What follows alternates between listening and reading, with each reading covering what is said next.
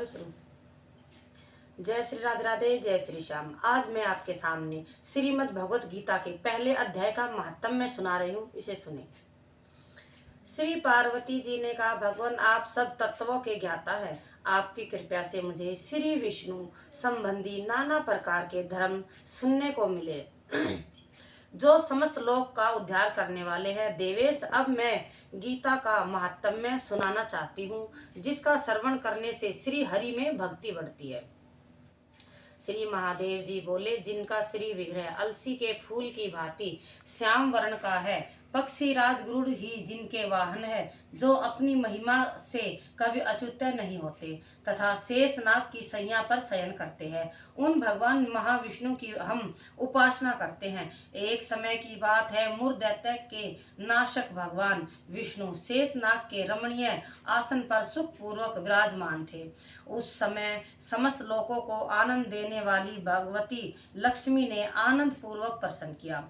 श्री लक्ष्मी जी ने पूछा, भगवान आप संपूर्ण जगत का पालन करते हुए भी अपने ऐश्वर्य के प्रति उदासीन से होकर जो इस क्षीर सागर में नींद ले रहे हैं, इसका क्या कारण है? श्री भगवान बोले, सुमुखी मैं नींद नहीं लेता, अपूति तत्व का अनुसरण करने वाली अंत दृष्टि के द्वारा अपने ही महेश्वर तेज का साक्षात्कार कर रहा हूँ। यह वही तेज है जिसका योगी पुरुष कुशाग्र बुद्धि के द्वारा अपने अंतकरण में दर्शन करते हैं तथा जिसके मीमांसक विद्वान वेदों का सार तत्व निश्चित करते हैं।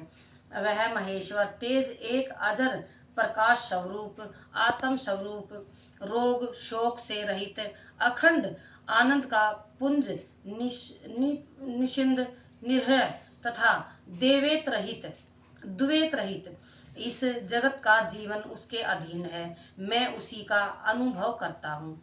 देवेश्वरी, यही कारण है कि मैं तुम्हें नींद लेता सा प्रतीत हो रहा हूँ।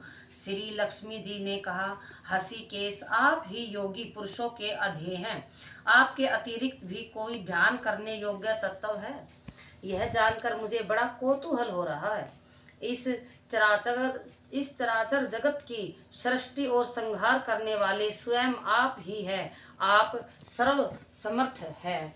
इस प्रकार की स्थिति में होकर भी यदि आप उस परम तत्व के भिन्न हैं तो मुझे उसका बोध कराइए। श्री भगवान बोले, प्रिय आत्मा का स्वरूप द्वैत और अद्वैत से पृथक, भाव और अभाव से मुक्ति तथा आदि और अंत से भी रहित है। शुद्ध ज्ञान के प्रकाश से उपलब्ध होने वाला तथा परम आनंद स्वरूप होने के कारण एकमात्र सुंदर है। वही मेरा ईश्वरीय रूप है। आत्मा का एक तत्व ही सबके द्वारा जानने योग्य है। गीता शास्त्र में इसका प्रतिपादन हुआ है। अमित तेजस्वी भगवान विष्णु के ये वचन सुनकर लक्ष्मी देवी ने शंका उपस्थित करते हुए कहा, भगवान यदि आपका स्वरूप स्वयं परमानंदमयी और मन वाणी की पहुंच से बाहर है तो गीता कैसे उसका बोध करा सकती है?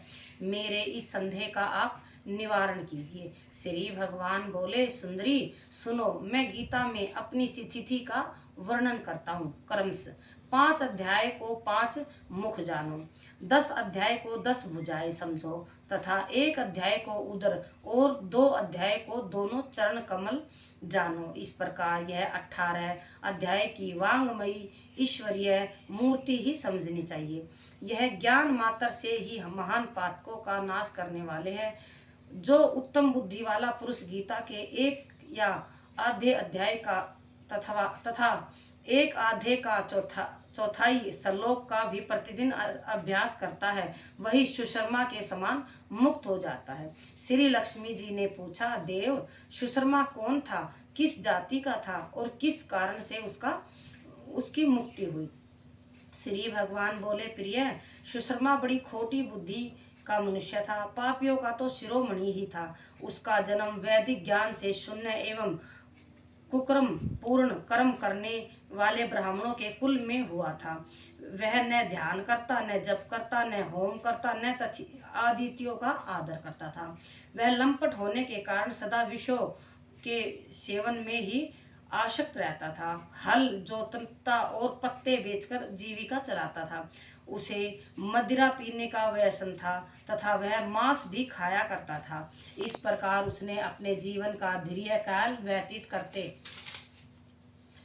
कर दिया। एक दिन मूढ़ बुद्धि सुशर्मा पत्ते लाने के लिए किसी ऋषि की वाटिका में घूम रहा था। इसी बीच में काल सर्प रूपधारी काले सर्प ने उसे डस लिया। सुशर्मा की मृत्यु हो गई। तदंतर वह अनेक नरकों में जा वहीं की यातनाएं भोगकर मृत्युलोक में लौट आया और वहां बोझ ढोने वाला बैल हुआ। उस समय किसी पंगु ने अपने जीवन को आराम से व्यतीत करने के लिए उसे खरीद लिया। बैल ने अपनी पीठ पर पंगु का भार ढोते हुए बड़े कष्ट से 7-8 वर्ष बिताए। एक दिन पंगु ने किसी ऊंची स्थान पर बहुत देर तक बड़ी तेजी के साथ उस बैल को घुमाया, जिससे वह थक कर बड़े वेग से पृथ्वी पर गिरा और मूर्छित हो इससे वह थक कर बड़े वेग से पृथ्वी पर गिरा और मूर्छित हो गया। उस समय उसका कौतूहल आकृष्ट हो बहुत से लोग एकत्रित हो गए। उस जन समुदाय में से किसी पुण्य आत्मा व्यक्ति ने उस बैल का कल्याण करने के लिए उसे अपना पुण्य दान किया। तत्पश्चात कुछ दूसरे लोगों ने भी उसे अपने अपने अपने पुण्य को याद करके उन्हें उसके लिए दान दिया। उस भीड़ में एक वैश्या भी खड़ी थी। उसे अपनी पुण्य का पता नहीं था, तो भी उसने लोगों की देखा देखी उस बैल के लिए कुछ त्याग किया। इसका पूरा अध्याय सुनने के लिए दूसरे पार्ट में जाए। जय श्री राधे राधे, जय श्री श्याम।